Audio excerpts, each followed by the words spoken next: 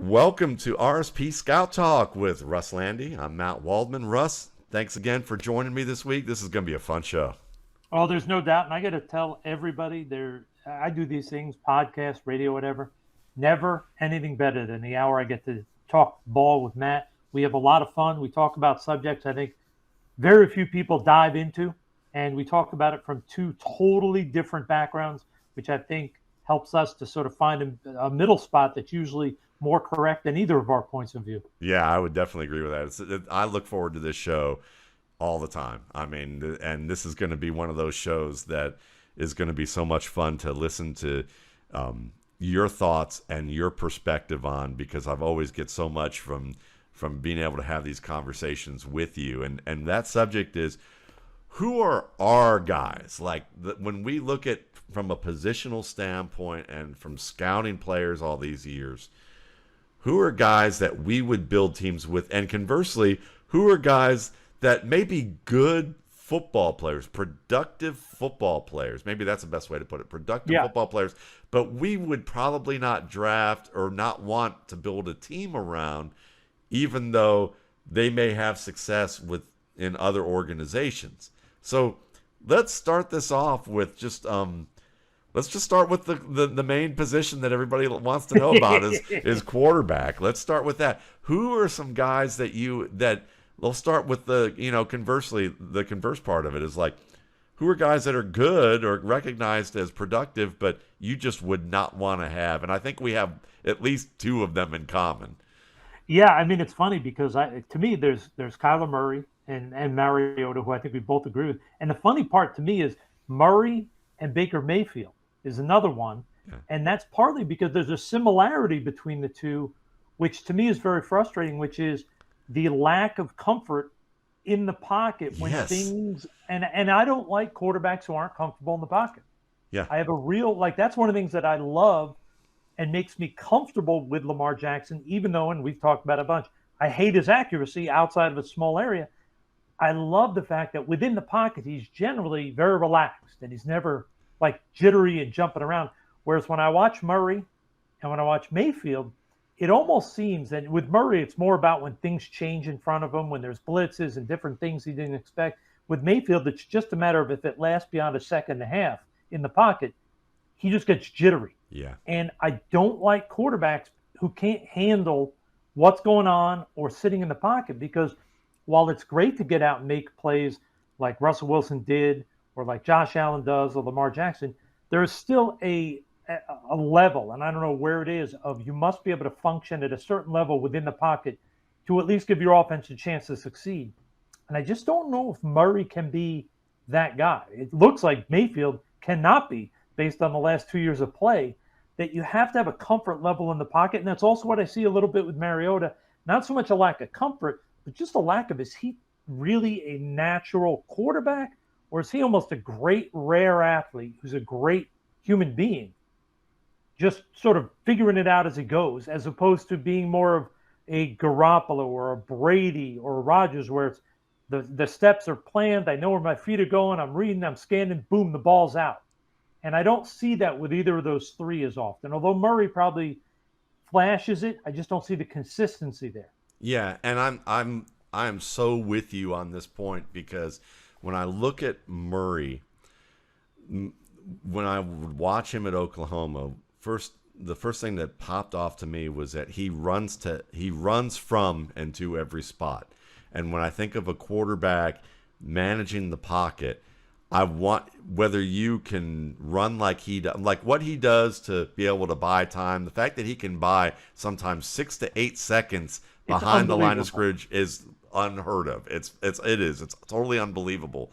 That the play he had against the Raiders this year was a good example of that. But the problem is that works maybe one time a game, and unless you're in a close game, it doesn't matter. It's not as impactful. What's more impactful is that when you see pressure or feel pressure and you drop your eyes, the ball shoots out behind you, you completely lose any possibility of being able to reset and throw right away, and you force your receivers to reroute because you have to buy that time, because instead of sliding 2 steps or sliding climbing 3 steps and sliding 2 steps to one side, where you can create, like, I watch, Skylar Thompson did that, just in his first start. He did it in his first game, even though he was overwhelmed in his first game.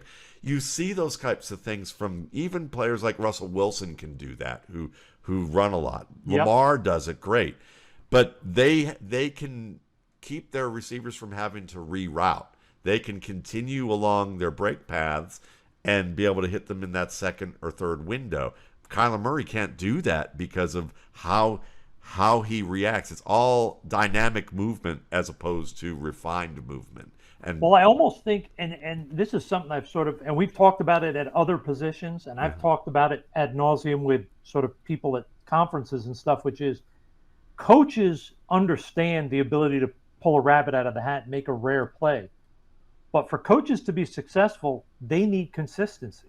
Yeah. So they need to be able to know. It's great that Murray can do that once a game, but every single snap, it's easier to coach and have a play call that's going to work when you know what you're getting. And even and a perfect example of how valuable that is Lamar Jackson.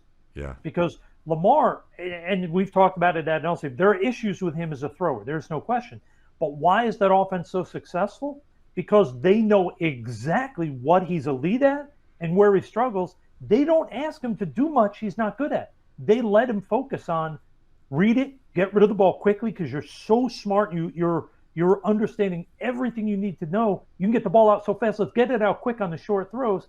Let's not make you sit for 4 seconds and make the 18-yard far side out throw because that's not your strength. Yeah. And the reason it's successful is they know what they're getting every single snap. Just like with Tom Brady.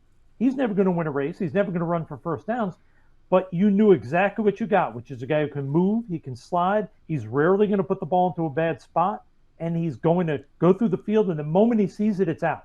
Yes. Whereas with Murray, and Mariota, and even Mayfield, it's almost like, hey, I'm going to sort of figure it out on the fly. And you know as well as I, you've been doing this 20 years. Coaches don't want figured out on the fly. No.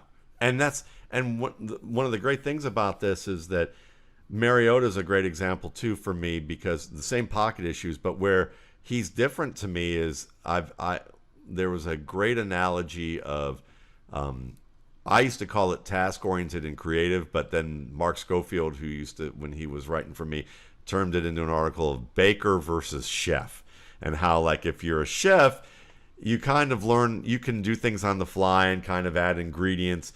You kind of have a good feel for situations, and you react in a manner where you can be a little bit more creative, because with cooking, the recipe doesn't have to be exact.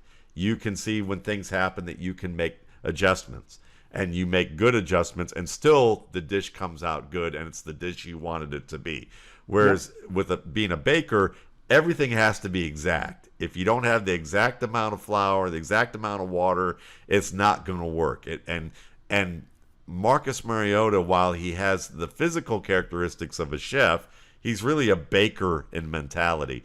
And that means that he's very task-oriented, and when things don't go as expected, he can't do it. He self-destructs more often. Murray is a chef, but he's not a high-quality chef in the way that he does things. You know, you could even argue that, like, to be a great West Coast quarterback, it's like you can have some chef mentalities, but you have to actually be such a high-end baker with everything that you kind of blur the lines between baker and chef, because you make things that look unbelievably creative and you can make adjustments, but it's about knowing everything, every possibility, and being so prepared that you make task-oriented look creative. And tell me if you don't wonder about this, because I really do with Kyler. Because to me, the thing that's unique about him is he's more accurate than a lot of quarterbacks like him who just run around like Mayfield. Although Mayfield was very accurate in college, the last 2 years he has not been. I wonder what Murray would be like in a more traditional offense. Yeah. Because he can set up and get rid of the ball fast. He can make beautiful throws downfield when he does things right. I just wonder, is that offense combined with his skill set an awful match? I think it's enabled him to be the worst that he can be. Oh, there you go. That's a great way to say it. Yeah, I could see that. It's kind of like, you know, in college, they leaned on him being this guy. Cliff Yep. Kingsbury comes in and goes, well, he knows what I'm about. I know what he's about. We're going to do it. And next thing you know, we're hearing in the media that they put in a clause that they want him to study more. Well, you've enabled that behavior by allowing him to do these things that don't force him to work up to the best of his behavior. And I would say that's the same thing with like a guy like Drew Lock, who got enabled his entire career to not be as prepared as he could be. And then when he had the opportunity to work at it and really advance his skills, he didn't do it until Teddy Bridgewater came into town, and it was too late. So, and the thing you mentioned about the study thing, the other part that I wonder if the offense where it makes him the worst he is when Kingsbury first came in, and I'm watching Arizona, I kept looking at their offense. I am far from an X and O's person, and this is why the story will make sense. I kept looking at it going, it seems to me that I know what they're doing on offense. And I said, there's no way that can be, because my knowledge of schemes is zero. So I asked people around the league, and they said, yeah, they said it really is, from a defensive coaching perspective, it's a much easier offense to grasp and understand. And I thought, well, is that part of what's also making it bad for Kyler?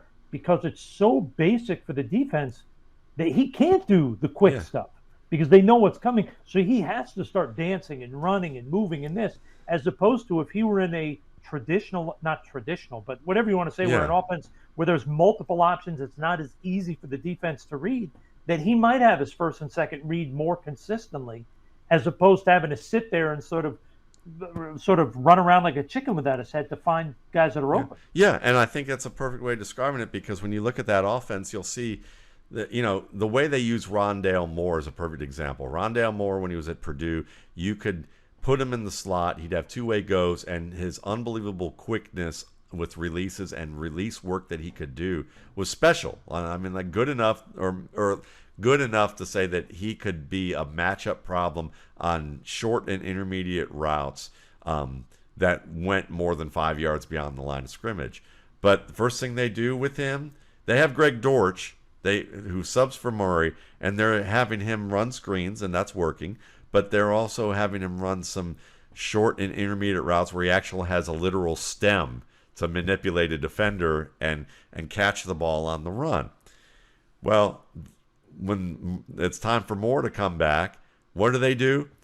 Orbit motion to a screen, linebackers in perfect position to drop them. Another screen, perfect position to drop them. I mean, like, it took literally 2.5 quarters for them to figure out that maybe they should let Rondale Moore run a route and get separation, and that the defense wasn't prepared that they were actually going to run real routes. And so if you have like basically something that the defense goes, I know what this is, I just have to be in a spot to be ready for it. It doesn't matter how athletic you are. And then if it doesn't come open, now Murray's left to his own devices because there is nothing left for him to do. Which raises the question of how much do we think as outsiders, the Bidwells are sitting there saying, we gave this guy an extension, this coach? Yeah. Because they got to be thinking, this could go really bad.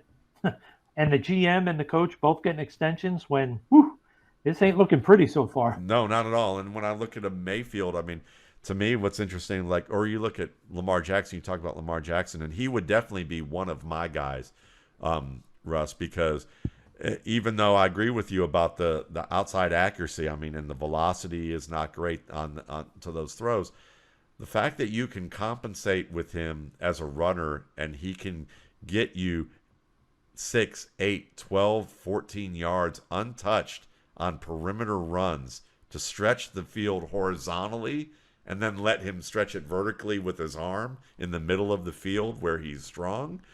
And then you have the run game to reinforce kind of the bind going outside or inside.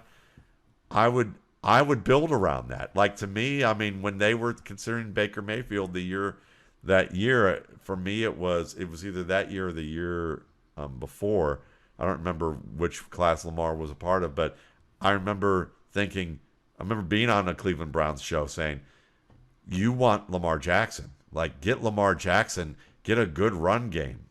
Cleveland's identity has always been about having a strong run game.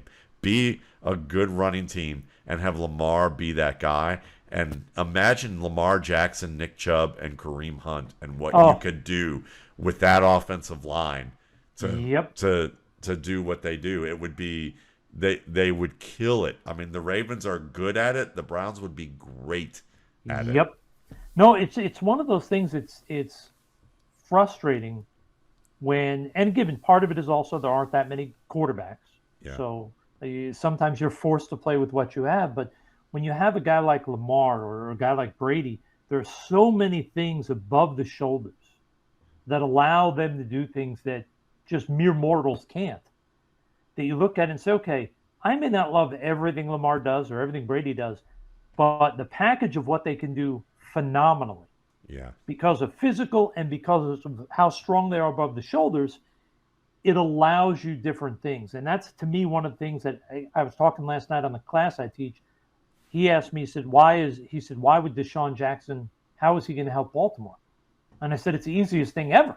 I said, one of the beautiful things Lamar does is if he throws a deep ball, it's either on target or it's 10 yards past the guy. Yeah. He doesn't throw balls that are contested, intercepted. So they're going to be able to attempt those. And because Deshaun can run by any human in the world, all of a sudden those tight ends, the Andrews guys, they're going to be much more open because Deshaun can take the top off because Lamar is such a natural deep thrower that it all of a sudden makes that offense even more dangerous. Rashad Bateman and Devin Duvernay can run after the catch, and that's going to open up that. Yep, exactly. And just to end this with some lesser guys who may not have the kind of the cachet that I would take over guys like Murray in that level would be, I think of Derek Carr. To me, I look at what I'm not in love with a lot of things that Derek Carr does as a decision maker when things break down, but I know who he is, and I know that he's prepared, and I feel like that while his pocket presence isn't great, it's gotten better, and I feel like Geno Smith and how he's playing, Geno's playing great, and Geno's always been a good pocket guy. The maturity was the question about him, after his first experience in New York. But how he's playing and how he moves and and the throws he's making, the decisions he makes, I could work with that. Yep. And I'll add one in that I didn't grade him in college, so I didn't have a great viewpoint, but I kept hearing so many comparisons to Kyler Murray. But when I've seen Jalen Hurts play, I see a very different player in the pros than what I see of Kyler Murray in the pros. I see a very definitive decision maker. Is he perfect throwing the ball? No, but he's pretty good. He has a pocket sense that I would not have expected from everything I had heard. Yeah. And to me, there's a lot there. I look at Hurts and think, wow, in 2 years, where is he going to be? He could be really special. I'd love to work with him. And you mentioned the guy when we were first debating this topic, Davis Mills. Yeah. And he, to me, there's a very intriguing thing about him. I remember grading him when he was coming out, and if you took just the good, there was a lot of first-round stuff in there in terms of throwing the ball, fitting it in spaces, over the linebackers, fitting those the sideline throws between the corner and the safety and too deep, and things you saw there. You say, oh, okay. But then you saw the bad, and you say, okay, there's some work to be done. Yeah. But he's not a throwaway. There's something there that if you have a good quarterback coach, I could see Mills. Not saying he's as good as Hurts, but those are two young guys that I really think there's some potential there to become very good starting quarterbacks. I agree. I'm a big fan of Davis Mills, and I agree with you. The confidence to make the throws that he does.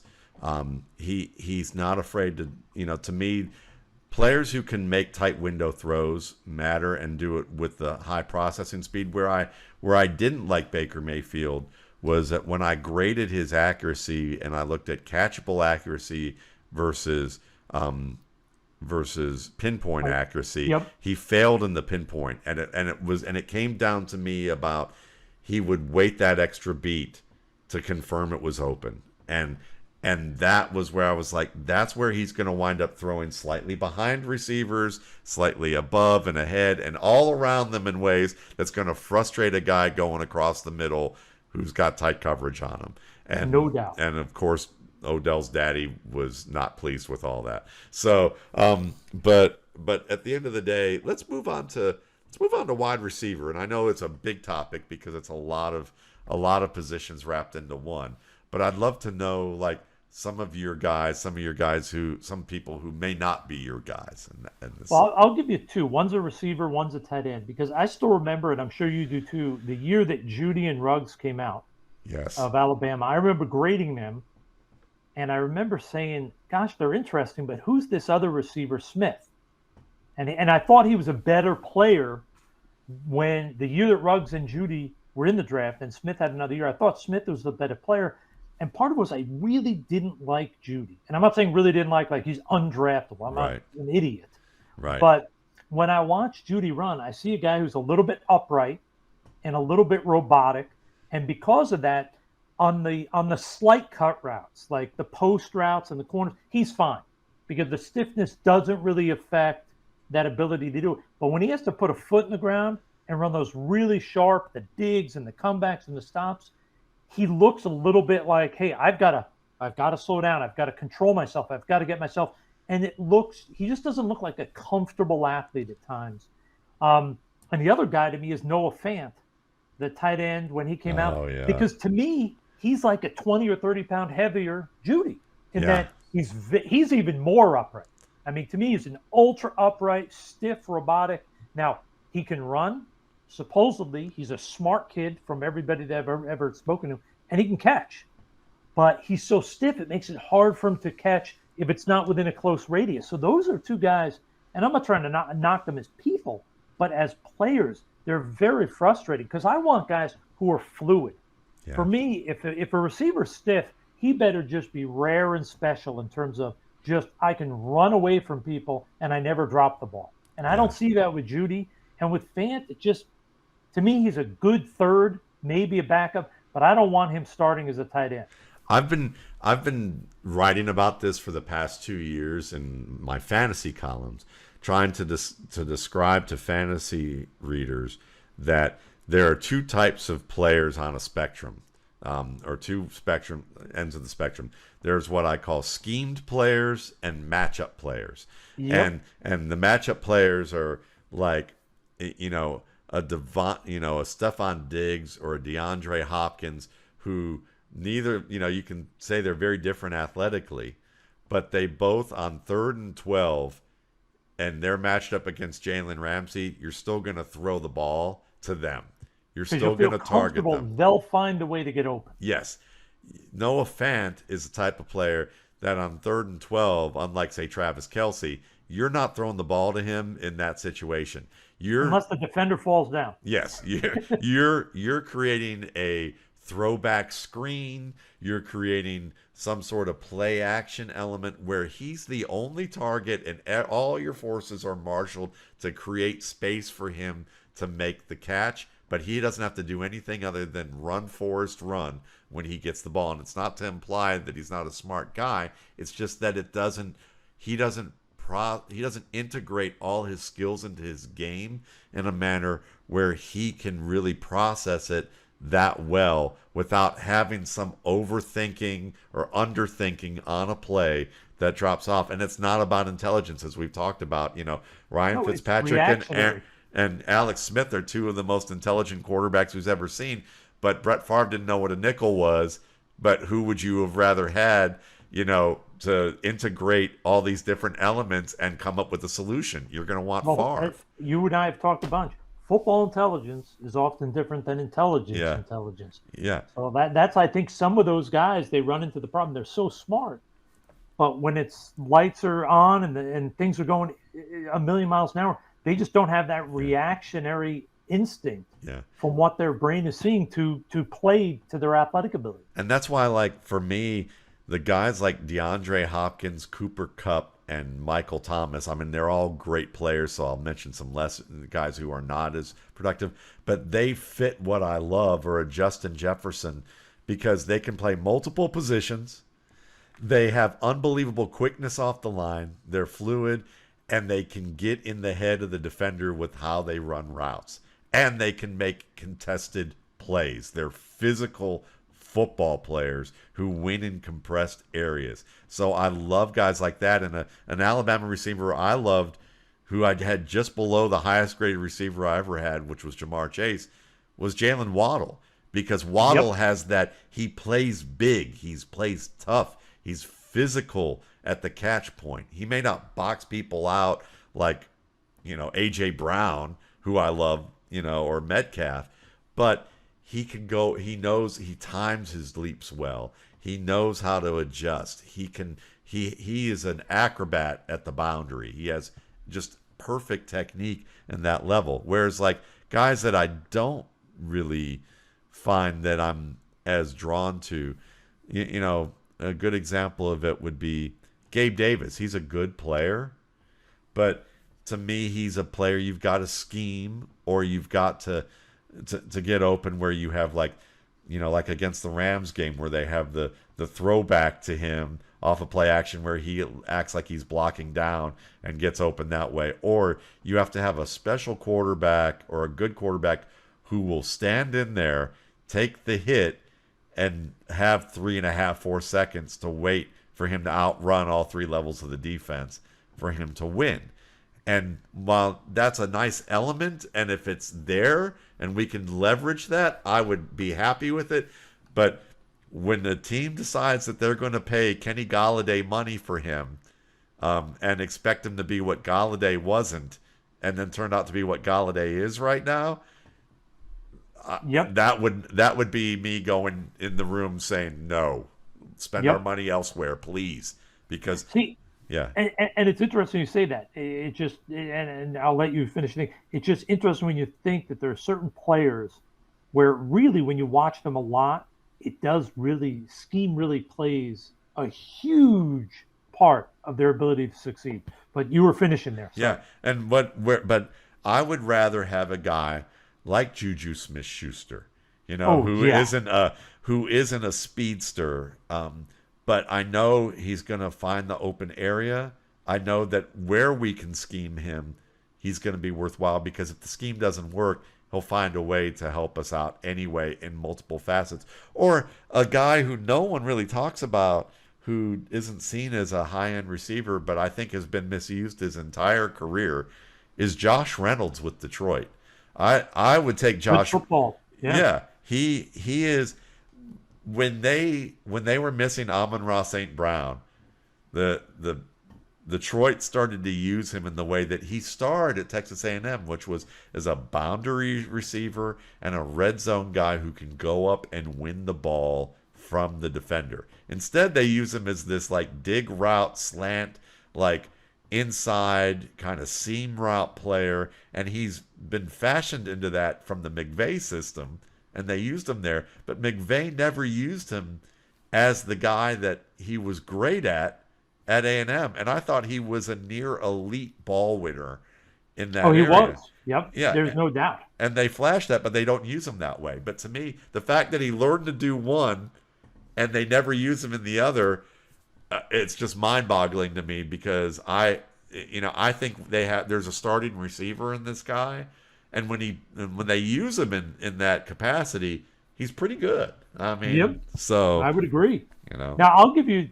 To me, there are three receivers that I think are so interesting, because two fit the mold of not rare athletes, but very good athletes. But they do everything right, and that's why they can get open, scheme, matchup, whatever you want. And that's Keenan Allen and Devontae Adams. Yeah. I mean, neither of them is a blazer, but they have good size. Their fundamentals are rare. They never drop a ball.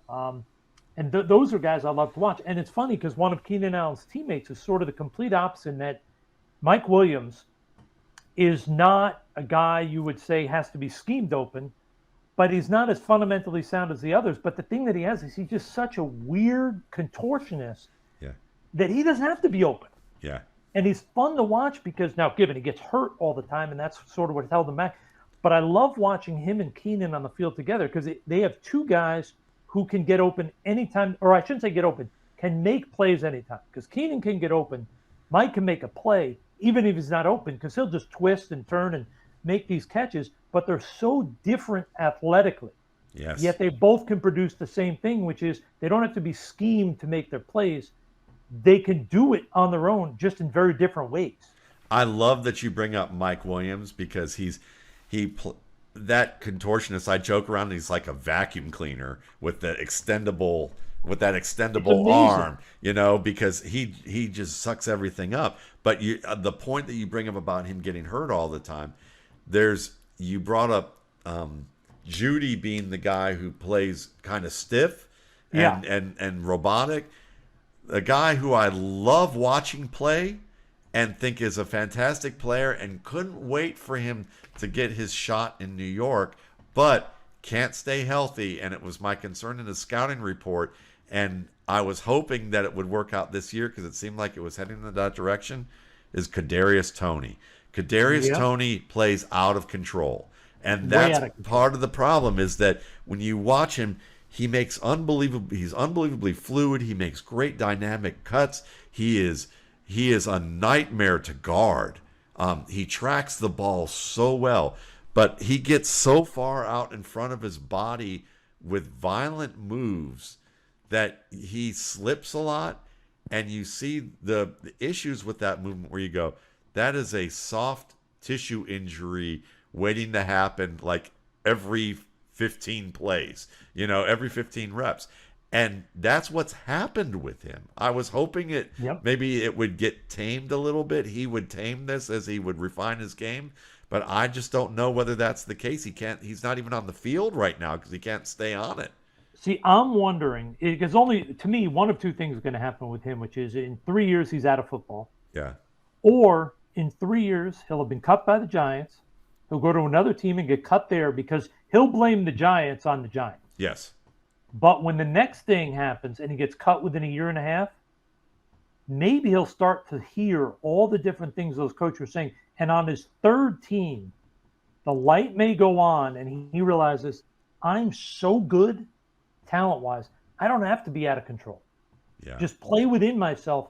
Then it may all of a sudden he may blossom, but I don't think it's going to happen until the third team. Yeah. Because he seems like one of those guys who almost needs to sort of get that shake in the head to be like, hey, you don't have to score a touchdown every play. Yeah. Just do your job, and do your job, and you're going to turn into a star.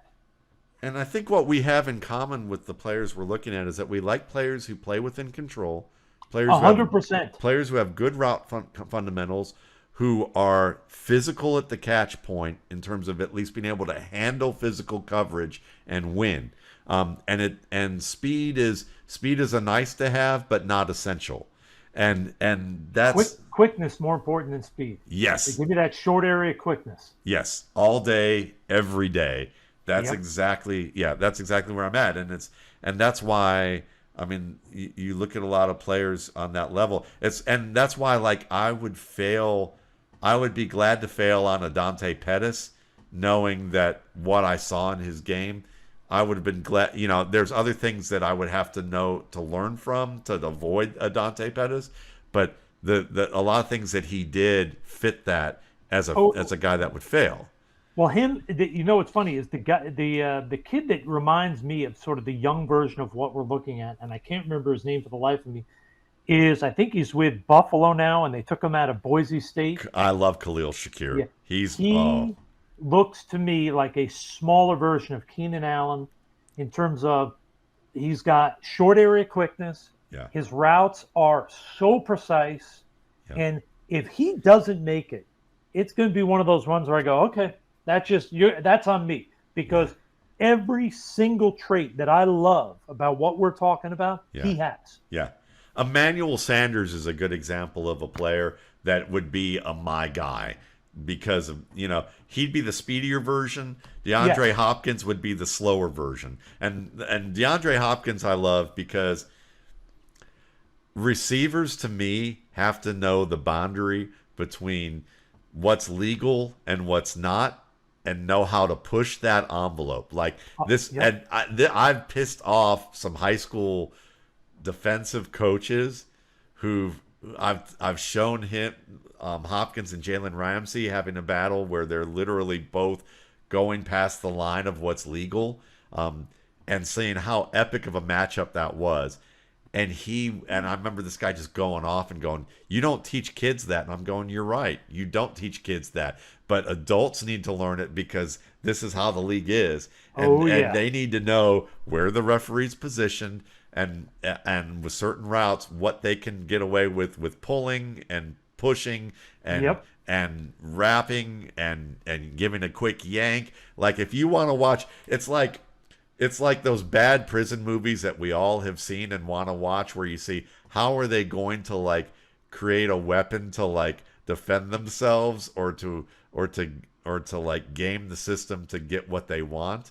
And you're both repulsed and fascinated by like the ingenuity and the violence of what's going to happen here.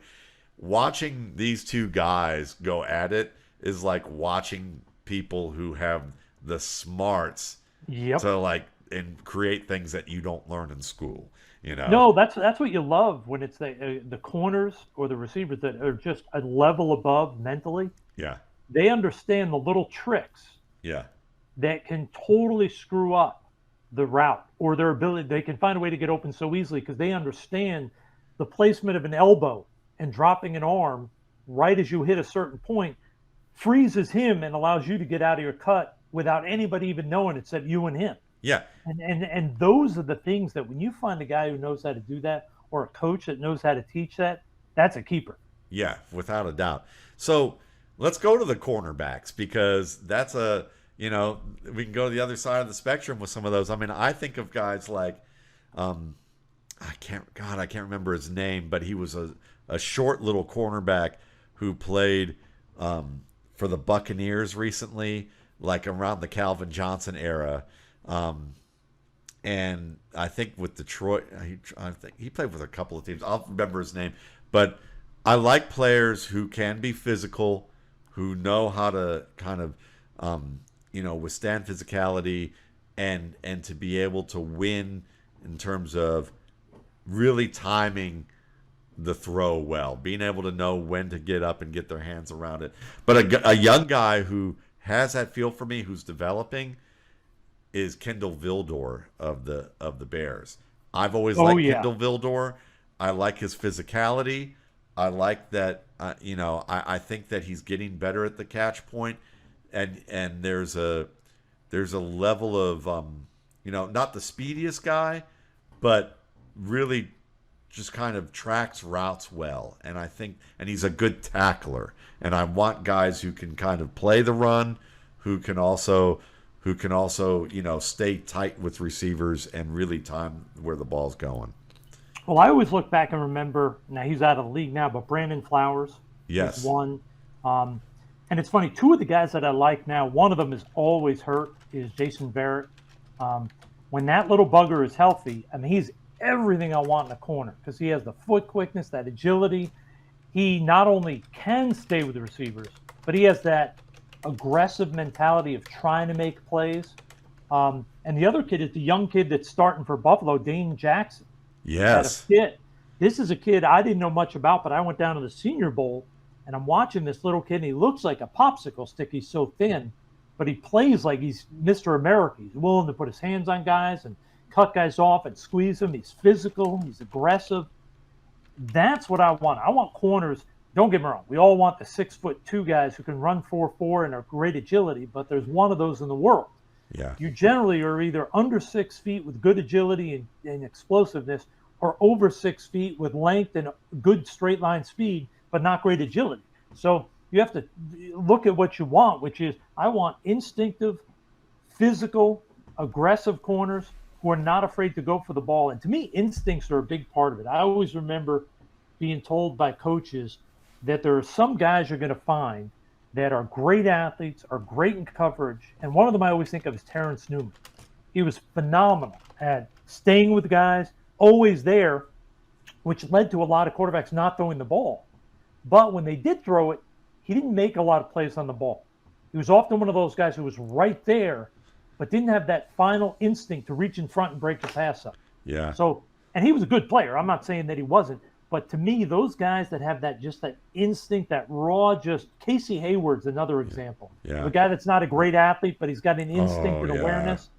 To me, you have to have that. It's not just physical tools for a corner. It's the mental tools. Where If do you you don't have it, it's hard. where do you stand with Marcus Peters?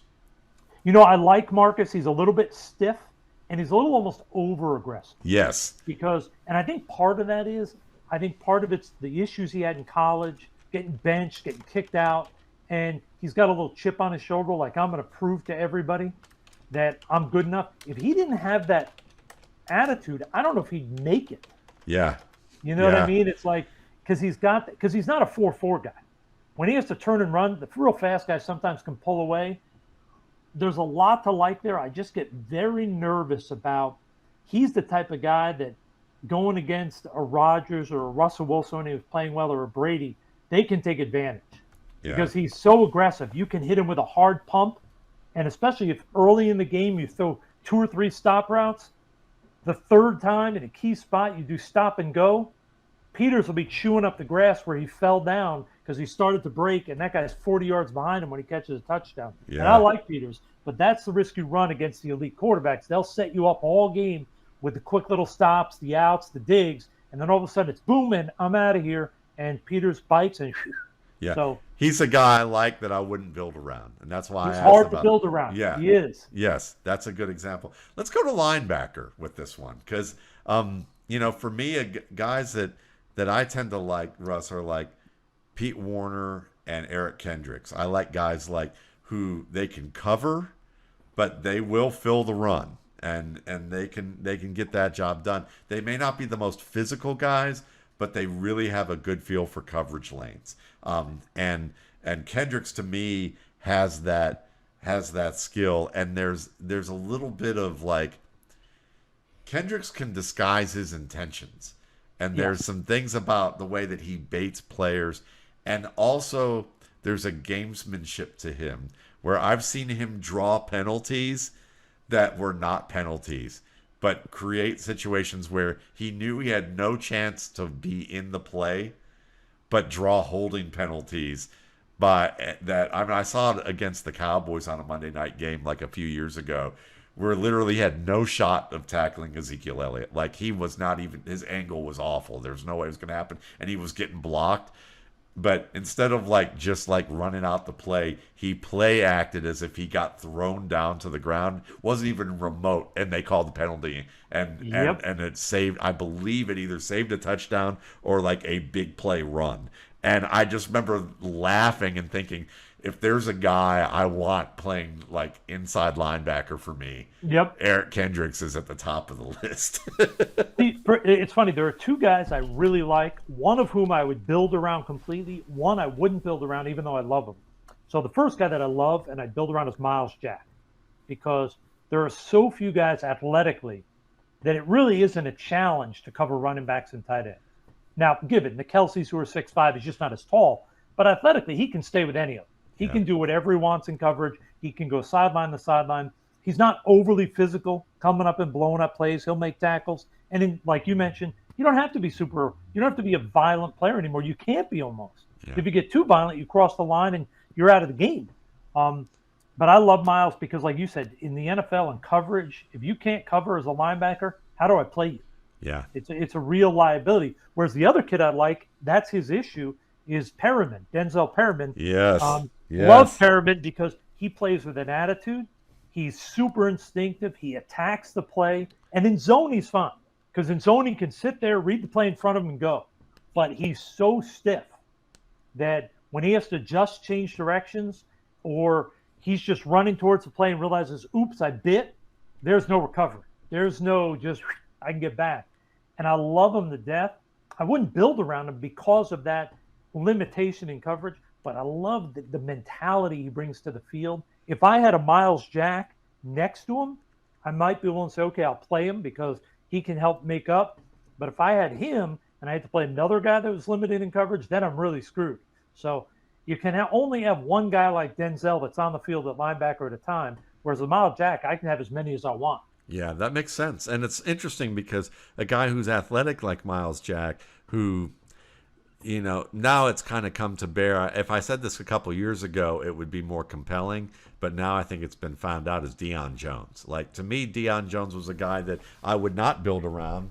And because I felt like as athletic as he is and as good as he is sideline to sideline, I didn't feel like he didn't take good angles. He wasn't as instinctive of a player to time up where he needed to be, and just always seemed to be he would make some big plays, but it was due more to leaning on his athletic ability than leaning on his football skills. And so I would rather have the guy who maybe he's not covering sideline to sideline as much, but you know where the area of where he can be, and you know that he's going to make the plays in that area. And he's also not going to have mental bust in his area. Yes. Like he'll know where he's like. Then that's the one thing I'll give Perriman credit for is he can't do certain things because physically he's limited, but mentally he's never going to have that bust. Yeah. And I think you nailed it with Deion, is that he's one of those guys who to me is a far better athlete than football player. Yes. And he almost seems like he's done everything based on, I'm just so athletic, I'll go cover this wide receiver. I'm so athletic, I'll pick up this running back and cover him 40 yards down the field.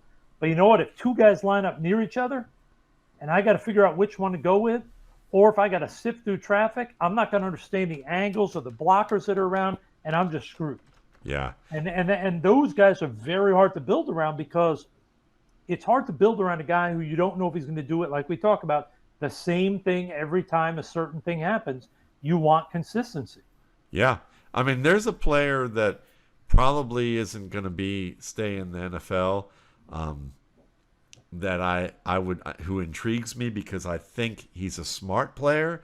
I haven't scouted him because I don't scout linebackers, but from what I've seen of him, I really liked his game, and it was Evan Weaver out of Cal, who is on the reserve futures contract for the Cardinals, and he's not an athlete, not on that level. He actually looks like a 1960s linebacker a little bit when you look at him. Maybe that's why I like him. He's 6'3", 235. He ran like a 4.7, 640, so he's slow. But he's a hitter. He seems to. I always thought he was good at covering passing lanes. He was a smart football player.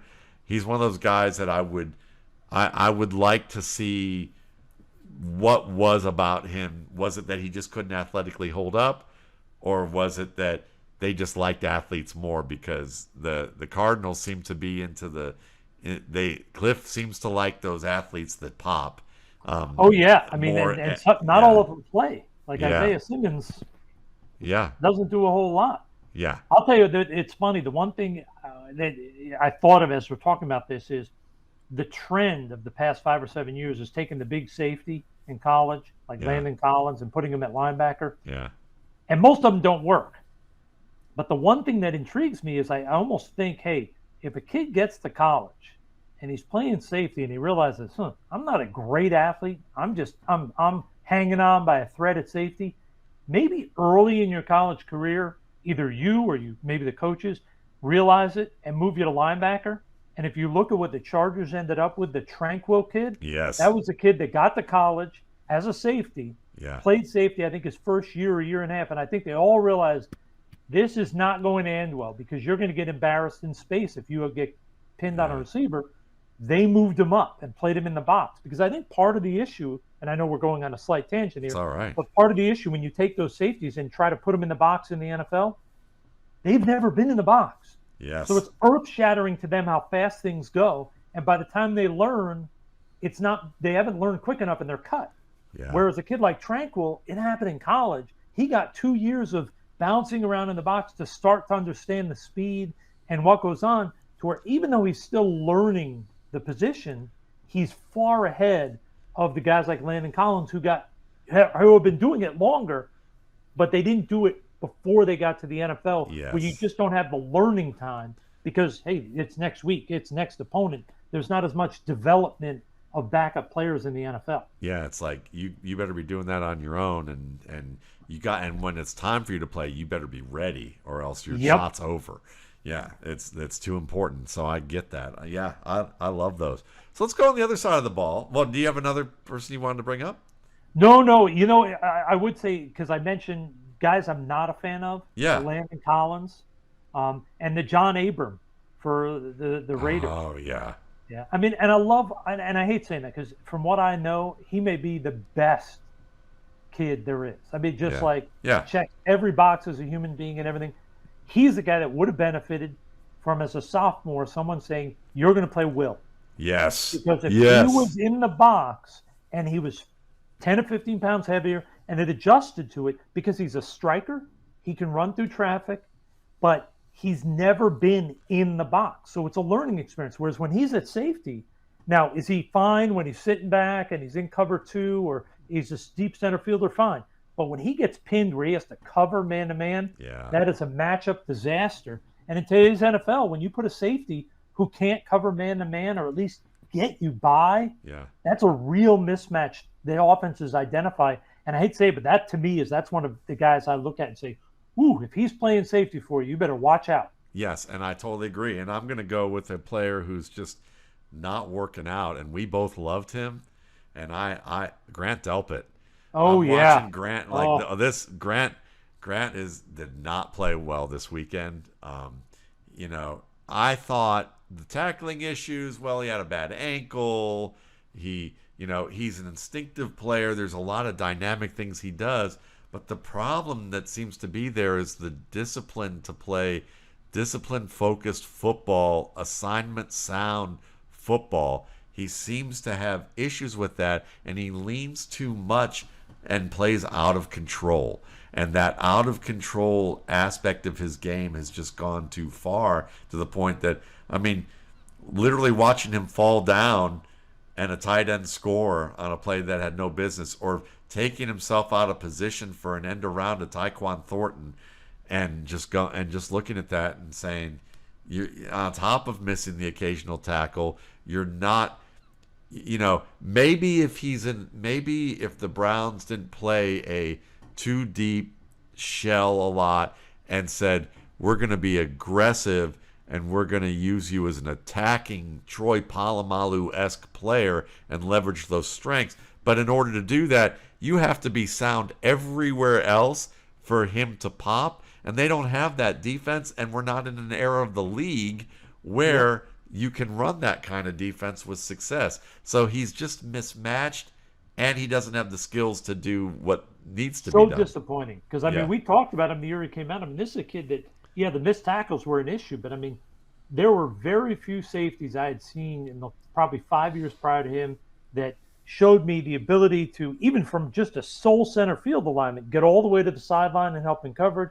He could come down and cover slot receivers. He could pick up running backs and cover. I mean, I looked at him and thought, wow, athletically and instinctively, I thought there's nothing he can't do. Yeah. When you watch him now, he looks like he's literally like on a bike going downhill. Like he can't slow down. He doesn't have that ability to sort of, and you know what? I mean, obviously it's second year. Yeah. You'd love to see where he's going to be in the fourth year, but I don't know if he's going to get there. I don't know if there's going to be enough improvement to justify it. But he's one of those guys. Will the game ever slow down enough so he doesn't have to play out of control? Because you're right, out of control is the perfect way to describe him. He just, any fake, any manipulation, he's all over it because he just doesn't know how to sit back, take a deep breath, watch the play unfold, and then react. Yeah. It's instantaneous. He feels he has to be on his bike racing there. Another guy I like in the secondary who's a kind of a my guy who plays more inside but can play some outside, but is so good at reading what the quarterback does and anticipating where he can peel off coverage and attack is Kenny Moore with Indianapolis. I like Kenny Moore a lot for how he plays. I love him. And I think he's a guy you can move all around. That's the beauty of this kid. I mean, if I'm in the end zone, I have no problem putting him way outside and saying, you're going to press and you're going to chew up that fade route because you know how to play physical. You have ball skills. You have a great ability and instinct to read that receiver and get your head around. I mean, and you can put him in the box. Even though he's not a big kid, he plays big and he'll fight through stuff. I mean, truthfully, that may be the best example of a guy that either of us has mentioned today that fits the mold of, I think, what we've been describing of we want. Yeah. Because he plays like he's got it. Like when you watch him walk out and line up, you just get the sense that there's a kid that he knows in his head, this is my thing. I got it. This is no problem. And he plays like it. And that's what I love. Give me Kenny Moore and Kyle Duggar, and just Right. and I'll deal with a couple other players that I'm not in love with, Well, But you give me those two, I can take some Denzel Perrimans at linebacker because I know these guys can handle a lot of the stuff that's going on around them. right, exactly. So let's finish this part up, and we'll continue this conversation in the next episode with some other positions. But let's finish it up with the other side of the ball. And let's go to running back. And who are some of your guys at running back, and who are some guys that you're like, yeah, they're good, but they're not really my guy? Well, the guy I would say, I mean, I think there's a lot of running backs I like. Your favorite guy is on this team, but I like Kareem Hunt. Kareem is just one of those guys Kareem Hunt. because he isn't everything about him isn't as you would teach it, because he does play right on that border being out of control. Yeah. But the thing I love about his out of control is when he's out of control, it sort of has a tie-in with I also want to murder you with my body. Yes. He's never out of control, like falling down on his own. He's out of control trying to slam his helmet through the defender's chest. And he has a knack. There's something about him when you watch him in traffic. He has a feel for a thicker body guy. He's nimble. He can make little subtle movements to avoid contact. He can get through smaller creases than you would expect. And he's more natural catching the ball out of the backfield than a lot of thicker bodies running backs. A lot of thick guys, it's an effort when they have to turn and adjust. And just there's something about that kid when I watch him. Whereas the other end is I am not a Melvin Gordon guy. Right. And I love the kid. He's a great kid. And I think, far exceeded as a receiver what I expected of him, considering he caught 13 balls his whole college career. But when I watch Melvin, I see a guy that is an upright runner. And more concerning to me is I don't know if he's naturally instinctive. Yeah. Because he's bouncing into blockers a lot. What I see from him is a guy that he doesn't know where exactly he's going to hit. Now, once he sees it, he's like a Maserati. He puts a foot in the ground and he hits 200 miles an hour in about 2 steps, and he can just run away from people. But I don't think he's instinctive, and he's not a real wiggle guy. If you get near him, you can usually bring him down, not because he's not tough and running hard. It's just he doesn't have that agility and quickness side to side to make guys miss. So he takes a lot of hits. So I love the kid, and I'm not saying he's not a good football player. He's just not to me what you want as a starting tailback. Right. I love those examples because for me, I can encapsulate it on one team, a guy who's my guy and a guy who I think is a very good football player, but not my guy at the position. And it's with the Chicago Bears right now. I think David Montgomery, obviously he's a great guy. He's there's a lot that's loved about him. He's so much fun to watch because he's all hard cuts and jump cuts and great perseverance, and he plays with that energy and physicality and doesn't give up and quit, and he can catch the ball. Love all that about his game. Fun to watch. But I like more efficient running backs. Like, you can make those cuts, but I feel like every answer he supplies to every problem is a jump stop and a jump cut. And that costs him windows of opportunity sometimes. And you only need to use it when you need to use it. Yes. Not every single run. Yes. It wastes energy. It causes lanes to close up. It creates more problems that he has to then overcome. So some of the runs that he makes are like almost him creating some of the opposition for himself. So where in contrast, I think Khalil Herbert is actually a more efficient back, has more speed, can both bend around defenders without hard cuts, but can also make the hard cuts when he needs to. Not as physical as Montgomery, but physical enough. He can break tackles, and he can get on top of a defense pretty fast. So those are examples of either direction. And a guy who I can't believe that I'm watching him last night because I'm finishing something up for today for Football Guys about him. But I still can't believe how much slander this guy gets year after year because of his contract right now, and that they've got a speedier back in Tony Pollard, who is, very efficient with the draw plays. I mean, he's running more plays than just draws right now, and he's getting more red zone work, and he looks good. He's a good young player. But the slander I hear about Ezekiel Elliott maybe personally, maybe the contract being bigger than what it should have been, that he should be worth. But what he does on the football field, I will take that 8 days a week. The guy, still watching him play, he can deal. He's one of the few running backs in the league who can still turn a play where there's 3 points of penetration into the backfield and turn it into a gain, and not just a small gain. You know, he mitigates losses. He has the micro movements you're talking about. He knows when to use the dynamic cuts, when not to. I saw a play against the Eagles from the Monday night I'm watching. Literally takes the handoff. There's penetration up the middle. Easy for him to have to cut it through, but he sees the edge penetration that has that leverage against the either. I think it was Noah Brown, probably. It was that coming off there, and he just in an instant opens the toe, points the toe, opens the hips, doesn't jump cut. David Montgomery would have jump cut, or Kenyon Drake would have jump cut into the edge defender because they wouldn't have realized how inefficient their move was to get away from the interior penetration. Elliott slides away from the interior penetration by opening his hips, sees the edge defender, and then plants and spins back the opposite direction into the hole and gains 9 yards on the play and breaks a tackle in the midst of doing it, because he knows how to get downhill, and his pad level, like a Fournette, like a Nick Chubb, like Kareem Hunt, they know how to angle their pad to get the first bit of contact. Even if the guy's initiating the collision, he'll meet the collision first by lowering the pad and being the first to make the hit. It's not about who initiates the hit, it's who actually makes the first contact, and he will drive off that contact.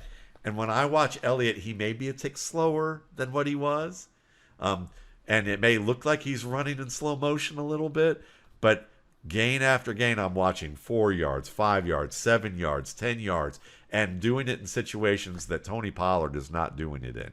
And well, here's the question: yeah. Do you think some of it is because they are one of, if not the America's team in terms of who everybody likes to either hate or love? Yeah. So when they're bad, which they've been bad for a decade now, yeah, when they don't win consistently, and when their offensive line, although they have some great players, some of their guys like Smith have not been the great player they were because of injuries, and some of their other guys have been up and down the past 2 or 3 years. That those things combined with the fact that over the past 3 or 4 years, there is little question that the analytics of running have been beaten into a dead horse, that you can't win running. Yeah. So when they lose, the blame is put on Elliott. Yeah. Not on many other factors. Whereas I think if you had Elliott on a team that was winning, and you had a creative, maybe, and I don't want to start bashing people, but an offensive coach where there was creativity, I think you would see a lot more production from Elliott, more than he even has now when he's healthy, but you'd hear a lot less bashing. I think part of it is the Cowboys being the center of the media fixation with hating or loving, and that O-line, it's not been a good O-line. Yeah. It's been an up and down offensive line with, in my opinion, predictable play call. Yeah. I absolutely agree with that. And I mean, he's so good in pass pro. There's so much about his game that I look at as the standard at running back right now still. And and it's hilarious to me that he's become like the meme for certain analytical stuff in the media. And it's like you're moving that you've created your own problem by getting so hard. Going so hard to the hole on Ezekiel Elliott. And now what's funny is if you're in the fantasy sphere, the fantasy people won't see that because they go, well, Zeke's the 26th ranked rusher in points versus Pollard, who's the 28th.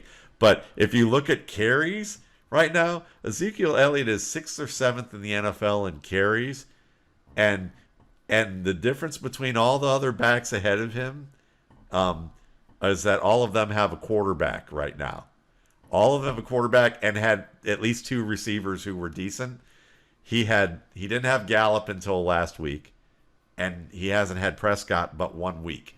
And it matters. It's gonna matter. And so I look at players like that, and I think anybody who shows what Ezekiel Elliott's showing, even if you say that he's not quite as fast as he was, to me, I would take him every day, all day, based on what he does on the field. And that's weird for me to. I still look at him and go, when people say Ezekiel Elliott, what do you think? I go, elite running back in the NFL. And usually I get like stares I and get, looks. yeah, I get the dog cock, where they like cock their head, and look confused. That's the look I tend to get from people because No, he's still, when you watch the film, he's still a productive player. It just, there's a lot of things making it tough for him. Yeah. When you can't throw the ball and the whole box is filled with defenders Yeah. and there's no space and your O-line is not particularly good, ooh, that's a tough sell. Yeah, and it is. And it's funny because you look at the numbers between the two, and last year it was very clear Ezekiel Elliott ran mostly when the back had to run against 8-9-man boxes. Elliott did all of that, whereas most of what Pollard was running against were 5- and 6-man boxes. Now this year it's changed a bit. To Pollard's credit, he's getting more of those touches, but at the same time, Pollard is 20% of Pollard's runs are for no gain now that he's facing these heavier boxes, and that's a 16% change from what he had last year. Whereas with Elliott, 23% of his runs are for no gain, but that's no change from what he did the year before, and only 9% of his plays are runs for losses, whereas 18% of Pollard's runs are for a loss. So Pollard, when you look at the gains for like at least 8 yards, which to me are like, that's a good figure to say you're moving the chains and you're making that's fine. Well, 23% of Pollard's runs are for at least 8 yards. 22% of Elliott's runs are gains of at least 8 yards, and he's doing it more often against heavier boxes and in situations where the defense knows what's coming. Yeah, exactly. Yeah. No, it's and trust me, I'm not saying he's what he was 3 years ago, but he's still, in my opinion, on the upper group of running backs. That if you had a frontline team with a good quality quarterback, you could still get high level production and him be the feature guy, not just part of a tandem. He could be that 18 to 20 touch a game guy and put up really productive numbers for 2 or 3 more years. It's like imagine Corey Dillon when he went to the New England Patriots with Tom Brady, and they still ran the ball more than they threw it while Brady was developing. That's where Elliott is in his career right now. If the Rams needed to trade for a running back, and they weren't looking at McCaffrey or looking at a more of a scat back look, or if Leonard Fournette went down and they didn't trust Rashad White in Tampa, and Brady's getting to say, I want this guy, and they had the money to do it, which they probably wouldn't. But Elliott would be that guy you could plug in and go, he could carry our team. Oh, no doubt. No, I don't get it, but at the same time, I'm not in that building in Dallas, and there's a reason they haven't won for a long time. Yeah, I tell you. Well, we're winning having you in the building today. And I think the two of us win when we do this together. Yeah, it's definitely a blast to do. And we're going to continue this conversation next time we meet up and look at some of the other players and maybe talk about a couple other topics as well as we get going and we start, as we're kind of gathering hay here to talk about, some of next year's class and some of the players that we've been watching. But yep, definitely. Yeah, so it's been fun, and we appreciate you guys listening in. And of course, you can subscribe to the RSP Cast at the outlets that are available, and you can find more film work at Matt Waldman's RSP Film Room on YouTube, and of course at the site mattwaldmanrsp.com. And you can find Russ Lande at Russ Lande on Twitter. And it's going to be a blast when we get to do this again in a couple weeks. And maybe at one of these All-Star games we do it in person. Right? Yeah, that should be fun. That would be a great idea.